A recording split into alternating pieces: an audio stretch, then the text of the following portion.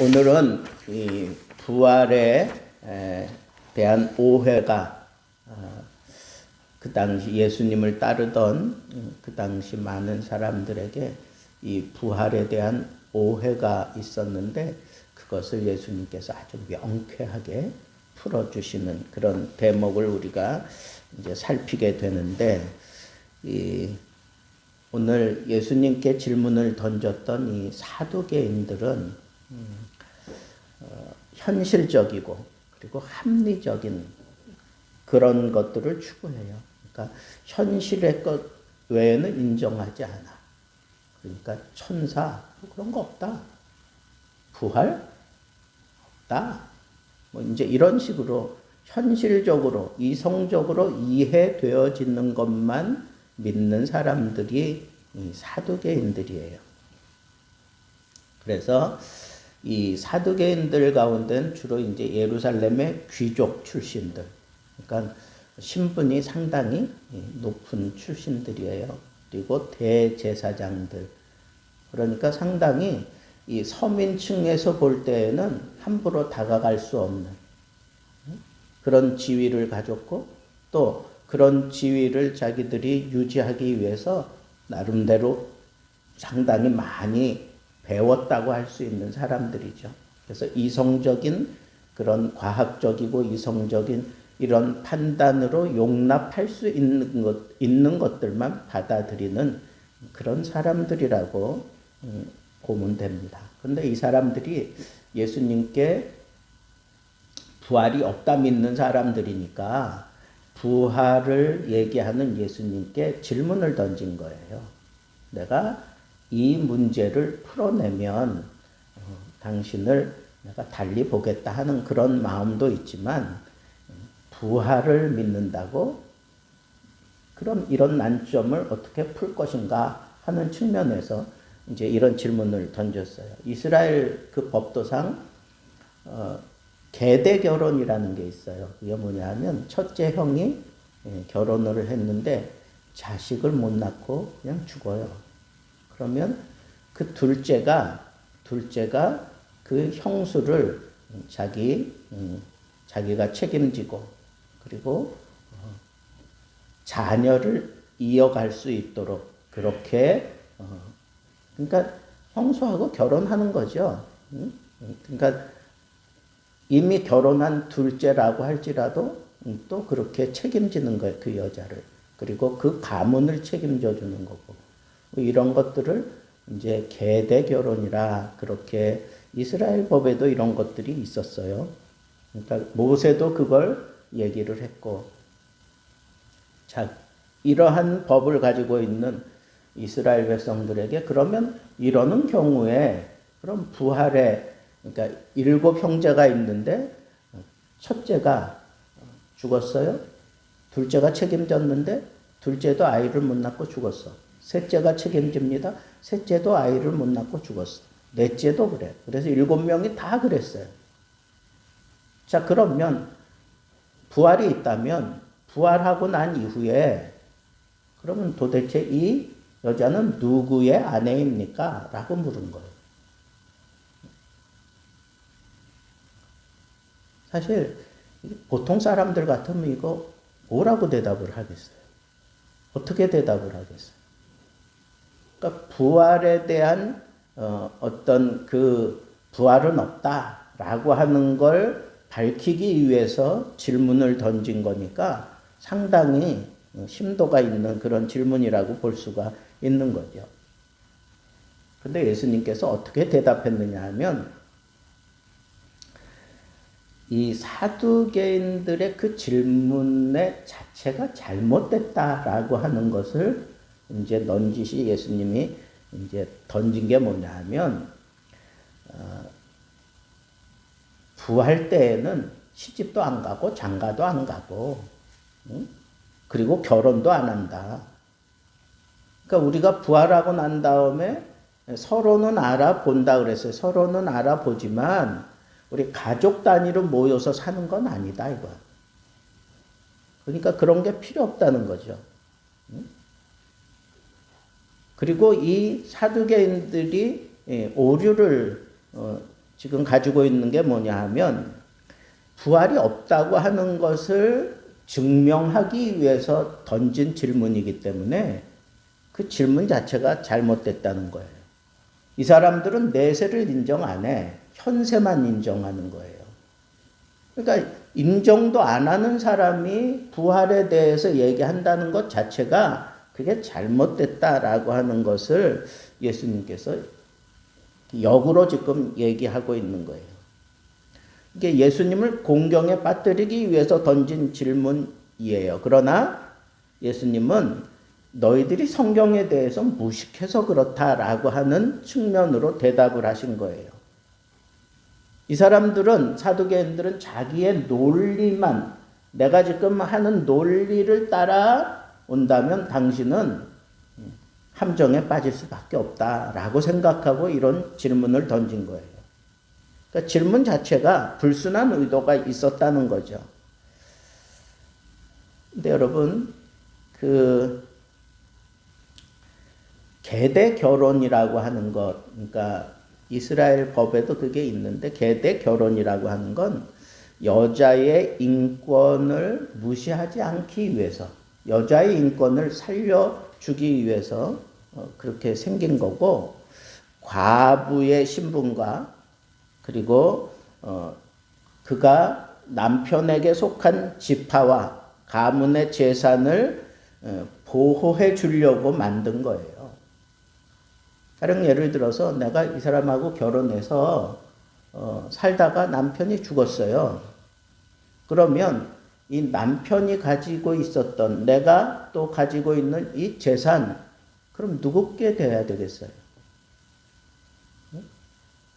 그런 경우에는 가문과 그 지파가 그것을 책임져 줘야 되는 거예요. 그래서 과부를 책임져 주는 것도 다 이런 측면에서 우리가 이해하는 거죠. 이해하는 거예요.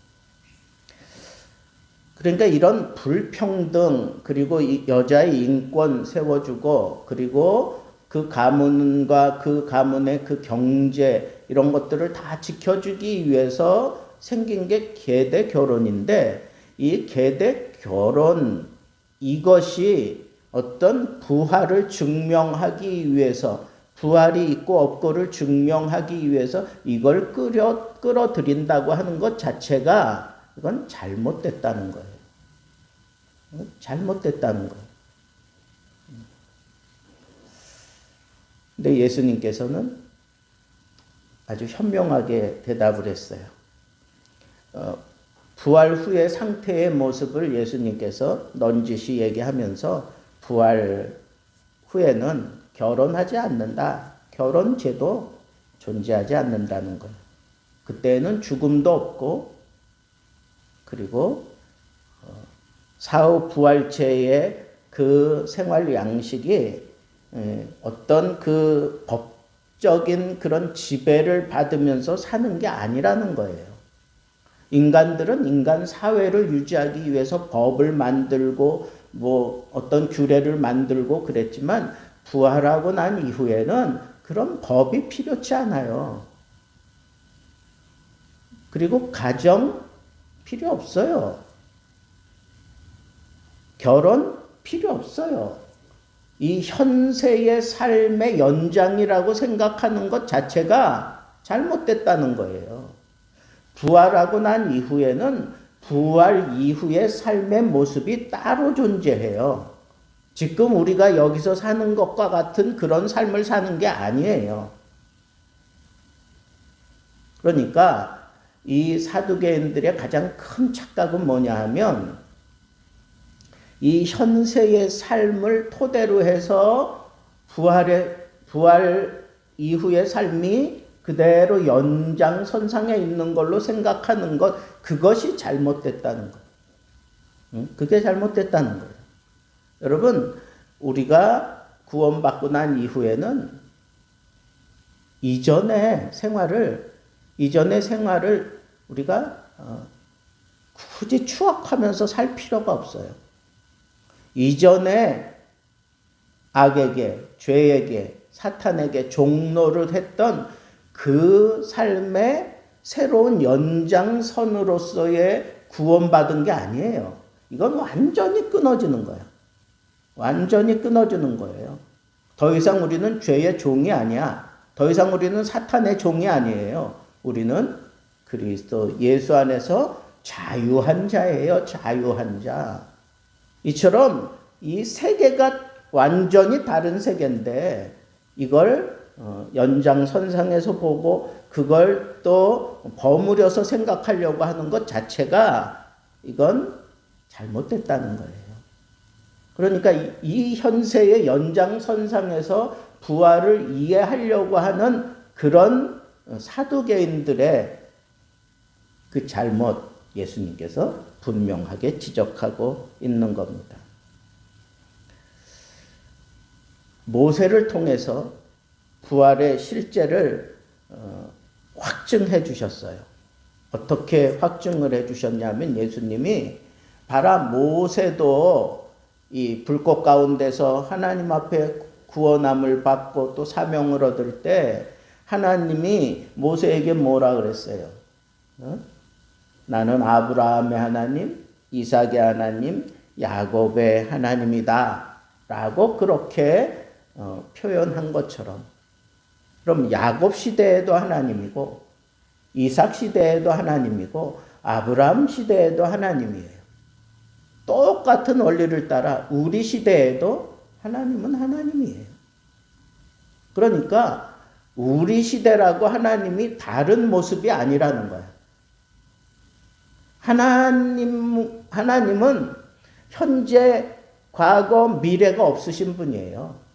그냥 영원한 그냥 현재만 있는 거예요. 영원한 현재만 있는 거예요. 그런데 인간들은 이 시간 개념도 이렇게 과거와 현재와 미래를 나누어서 생각하잖아요. 근데 하나님은 과거, 현재, 미래 이런 게 없는 분이라고. 그러니까 우리가 아브라함의 하나님이라고 인정하고 그 하나님을 이삭의 하나님이라고 인정하고 야곱의 하나님이라고 인정하는 것처럼 오늘날 우리 시대에도 우리는 하나님이라고 그 하나님을 우리는 동등하게 지금 믿고 있는 거라고. 그러니까 하나님은 과거 없어요. 현재, 미래 사실은 거 다 없는 거예요. 그냥 하나님은 그냥 있는 거야. 그냥. 그게 나는 스스로 있는 자다라고 하는 그런 표현 속에 담겨져 있는 사상이에요. 그런데 하나님께서는 아브라함에게도 동일한 모습이고 이삭에게도 동일한 모습, 야곱에게도 동일한 모습이에요. 그러니까 하나님을 생각하면서 우리 인간들이 새로운 그런 부활의 세계로 들어가게 됐다고 하는 것은 이게 완전히 다른 세계에서 우리가 이제 살아가게 된다고 하는 것, 그게 첫째 의식이고, 둘째는 뭐냐 하면 과거에 죽은 사람이나 지금 죽는 사람이나 다 똑같이 하나님 앞에 선다는 거예요. 똑같이 하나님 앞에 서서 하나님과 현재를 사는 거예요. 부활의 때에는 현재를 사는 거야. 말이 조금 이제 어려워지는 것 같은데, 이게 믿음을 따르면 과거, 현재, 미래 이 시간 개념이 중요한 게 아니고, 이건 하나님 앞에서 우리의 믿음을 통하여 우리가 이 시공간을 뛰어넘는 거예요. 그게 부활신앙이에요. 시공간을 뛰어넘어요. 이 시공간을 뛰어넘는다는 것, 그건 이런 의미예요. 우리가 새로운 질서와 새로운 그런 세계 속에서 부활 이후의 삶을 우리가 사는 게 분명하지만, 그렇다고 지금 내가 살고 있는 이 지금, 그리고 내 이전의 사람들, 그 모든 사람들이 부활의 실체를 그들이 몰랐느냐, 그들이 느끼지 못했느냐, 경험하지 못했느냐? 했다는 거예요. 했다는 거예요. 지금 이 시간도 우리는 미래에, 우리 시간적인 개념으로 미래에 있을 그 부활에 대한 세계, 부활에 대한 그 모든 것들을 지금 이 세계 속에서 내가 얼마든지 누릴 수 있다는 것. 이게 중요한 깨달음이에요. 그래서 그리스도 재림할 때에는 모든 성도들이 부활해서, 그때 부활할 때에는 지금의 사람도 부활하고 이전에 이 지구상에 있었던 모든 사람들이 다 부활해서 믿음의 조상들과 영원한 영광에 참여하게 되는 것, 그것이 바로 부활의 실상이에요. 그러니까 오늘 우리가 사는 이 순간도 우리는 이 부활을 알고 부활을 얘기할 수 있고 부활을 누리며 살 수 있는 거예요. 이게 우리가 추구하는 부활 신앙이라고. 여러분 꼭 기억하세요. 부활은 어떤 법적으로 형성되고 이해되어질 것이 아니라는 거예요. 부활은 차원이 다른 거예요. 이 지상에서의 삶과는 차원이 다른 하늘에서의 삶이 부활의 삶이에요. 그런데 그 부활 신앙은 그 부활을 터득하고 깨닫고 누리는 그 신앙은 지금 현재에도 얼마든지 가능하다는 거예요. 그래서 그 부활을 우리가 현재적으로 누리며 살 줄 알아야 돼요. 제가 부목사로 사역하던 큰 교회에 있을 때 급하게 전화를 받았어요. 근데 처음 듣는 목소리예요. 목사님 되십니까? 그렇다 그러니까. 저는 누군데 제 아들이 고3입니다. 그런데 얘가 교회를 다니고 있습니다. 그러면서 이름이 누구라고 얘기를 하는 거예요. 그래서 제가 그 고등부를 맡고 있는 교육자한테 전화해서 이런 아이가 있느냐, 내 지역에 속한 일이라 지금 나한테 전화가 왔는데 고등부에 이런 아이가 있느냐 했더니 있다고 얘기를 하는 거예요. 걔하고 누나가 지금 우리 교회 다니고 있대. 그 부모들은 안 다닌대요. 근데 급하게 전화해서 얘가 뺑소니 사고를 당해서 지금 막 숨을 거두기 직전이라는 거예요. 그래서 목사님이 오셔서 좋은 데 갈 수 있게 해달라고 기도 좀 해주세요. 세상 사람들은 그렇게 이해하잖아요. 그래서 알았다고. 그래서 그 병원을 제가 차를 몰고 갔어요. 정신없이 갔죠. 가가지고 막 병원 찾아 들어가니까 마지막 이제 마지막 그 호흡을 내뱉고 이렇게 흰 보자기를 덮는 거예요. 잠깐 멈추라고. 제가 그래 놓고 이 아이는 예수를 믿은 아이니까 내가 기도해야 된다고. 그러면서 잠깐 멈춰놓고 기도를 했어요. 그 정말 간절한 기도가 나와서 고3인데 공부도 잘하고 신앙생활도 자기 누나하고 잘한 거예요. 누나는 대학도 다니고. 비록 부모들은 아직 안 나오고 있었지만, 그래서 이제 간절하게 내가 기도하고 마지막 덮어 씌우고는 이제 내려보냈죠.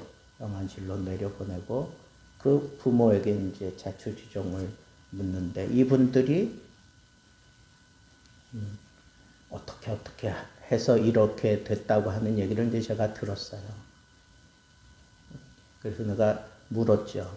우리 교회식으로 하면 이런 절차가 필요하고 이 모든 걸 저한테 맡겨서 해야 되는데 그렇게 해서 장례를 치르겠습니까? 아니면 부모님들이 알아서 하겠습니까? 그랬더니 목사님이 해주시면 좋겠다고.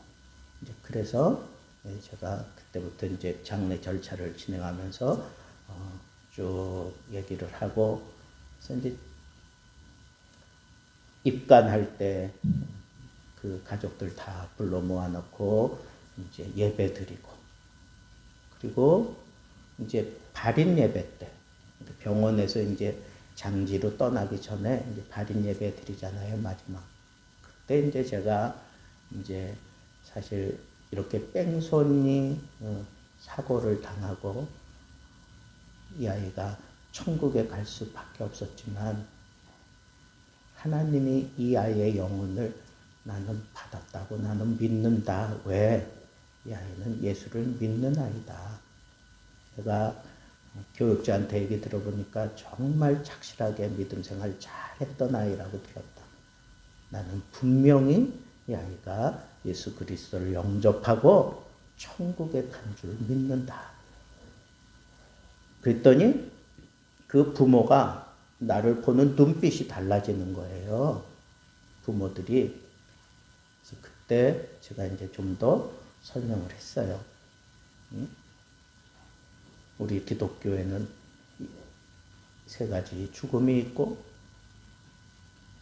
이 죽음을 극복하고 이 땅에서 살다가 우리 주님이 오실 때 우리는 다 같이 부활해서 천국에 들어가서 살게 되는 겁니다. 이제 그런 얘기를 했어요. 그러면서 이 아이를 치고 뺑소니 친 그 사람에 대해서 하나님이 반드시 하나님이 해결해 주실 거다. 아무도 못 보고, 뭐 그 당시에는 뭐 CCTV 뭐 이런 거 없었잖아요.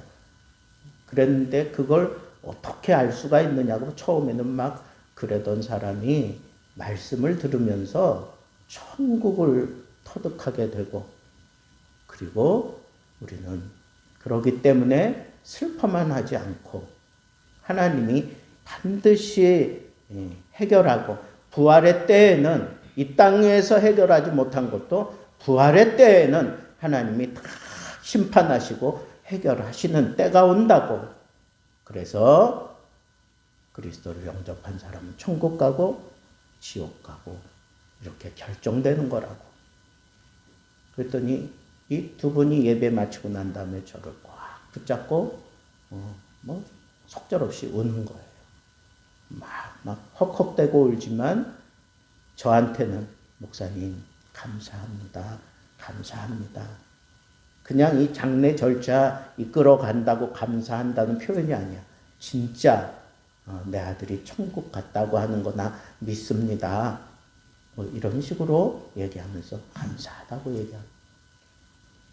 그리고 난 이후에 이 부모들도 교회에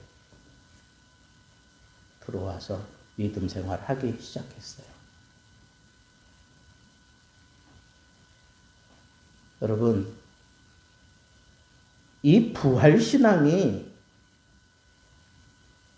안 믿는 사람에게 파고 들어가니까 그 순간에 사람들이 달라지고 변화되는 거예요. 부활을 믿더라고요, 부활을. 부활을 믿기 때문에 자기는 이제 더 이상 슬퍼하지 않을 거라 그러면서, 하여튼 때만 되면 그 교회 바로 옆에 그 시장통에서 그 방앗간 하던 집안이거든.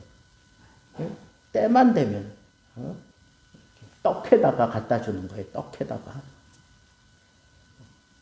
여러분, 부활신앙을 우리는 이 현세에서 누리며 살 줄 알아야 돼요. 이 부활신앙이 파고 들어가면 이런 극복할 수 있는 힘이 생겨요. 좌절한 상황도 극복하고, 이 슬픔도 극복하고, 죽음도 극복해내는 그런 놀라운 역사가 일어나는 것을 저는 분명히 봤습니다.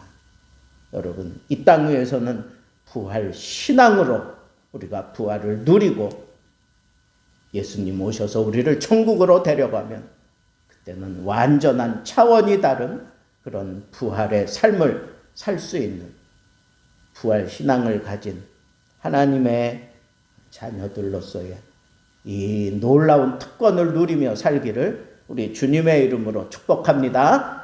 기도하겠습니다. 우리 설라경 집사님 예물 드렸습니다.